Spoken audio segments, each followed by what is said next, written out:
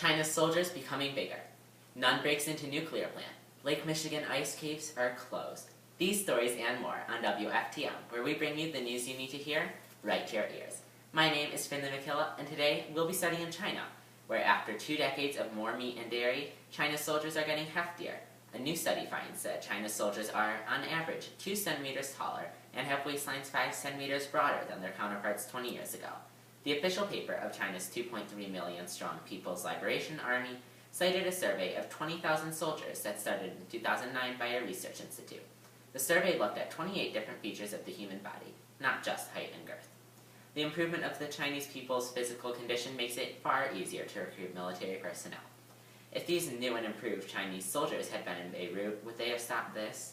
2 suicide bombers blew up their cars near an Iranian culture center in Beirut on Wednesday, killing at least 4 people and wounding scores, including children in an orphanage, in the latest attack targeting Shiite areas in Lebanon. An al-Qaeda-linked group claimed responsibility for the bombings, but the attack, like a dozen other similar bombings since July, killed and wounded civilians. They included a dozen boys and girls living in a home for abandoned and orphaned children. Moving from a suicide bomb to a nuclear nun in our national news, an 84-year-old nun was sentenced to 35 months in prison Tuesday for breaking into a nuclear facility, her lawyer said. In May, a federal jury in Knoxville, Tennessee, found Sister Megan Rice, Greg Borchdobed, and Michael Wally guilty of destroying U.S. government property. They walked nearly a mile, cutting through 3 more fences and breaching what was supposed to be the most tightly secured uranium processing and storage facility in the country. It was not until hours later that a guard finally confronted the activists, who by then had hoisted banners, spray-painted messages, and splattered human blood on a building that houses highly enriched uranium. Our beliefs can be strong sometimes. They force us to invade a power plant, and other times it causes this. Saying that it was they who killed their son, and not God or religious devotion, a judge Wednesday sentenced a Philadelphia couple to 3.5 to 7 years in state prison for praying for their pneumonia-stricken baby instead of following a court order to take him to a doctor. Herbert and Catherine Schabel each apologized for the April death of 7-month-old Brandon and said they would take their 7 surviving children to the doctors in the future.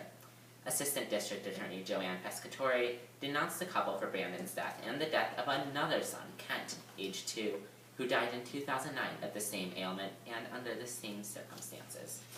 And now, it's time for A Minute with MacKillop, WFTM's daily editorial.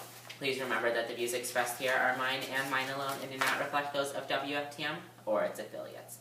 Much of society has great faith in God, His existence, and His powers. However, it is safe to say that almost nobody depends on His goodwill and good spirit to keep sick children alive. This is a heartbreaking story about faith going just a little bit too far, and the results were disastrous.